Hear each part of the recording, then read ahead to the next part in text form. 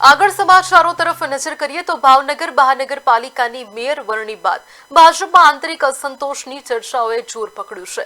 કાળિયાબીટ વોર્ડમાંથી ચૂંટાયેલા ભાજપ નગર સેવિકા વર્ષાબા પરમારને મેયર પદ ન મળતા તેઓનો આક્રોશ સામે આવ્યો હોવાનું ચર્ચાઈ રહ્યું છે।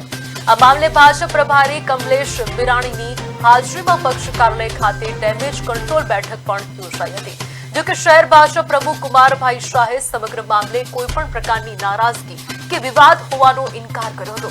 ચર્ચા મુજબ વર્ષાબા પરમારે અગાઉની ટર્મમાં પણ મેયર પદ ન મળતા નારાજગી વ્યક્ત કરી હતી। આ વખતે પણ મીડિયા સામે તેઓ ઉગ્ર બન્યા હતા અને પત્રકારોને વિડીયો ન ઉતારવા ચેતવણી આપતા તમારા બધા સામે પોલીસ ફરિયાદ કરીશ તેવી વાત કહી હતી।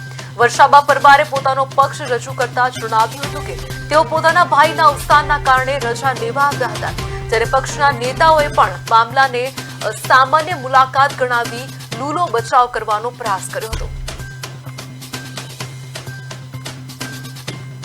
ડેપ્યુટી મેયર તરીકે અશોકભાઈ બારૈયા, સ્ટેન્ડિંગ ચેરમેન તરીકે કિશનભાઈ મહેતા, નેતા તરીકે લાલભા વાળા અને દંડક તરીકે રિંકુબેન માંગુકિયાની પ્રદેશ નેતૃત્વ આદરણીય જગદીશભાઈ વિશ્વકર્માજી, આદરણીય ભૂપેન્દ્રભાઈ પટેલ, હર્ષભાઈ સંઘવી તેમજ સંગઠન મહામંત્રી અમારા ઝોન મહામંત્રી આદરણીય અનિરુદ્ધભાઈ તમામના આદેશથી આજરોજ ભાવનગર મહાનગરપાલિકામાં 5 પદાધિકારીઓની નિમણૂક કરવામાં આવી।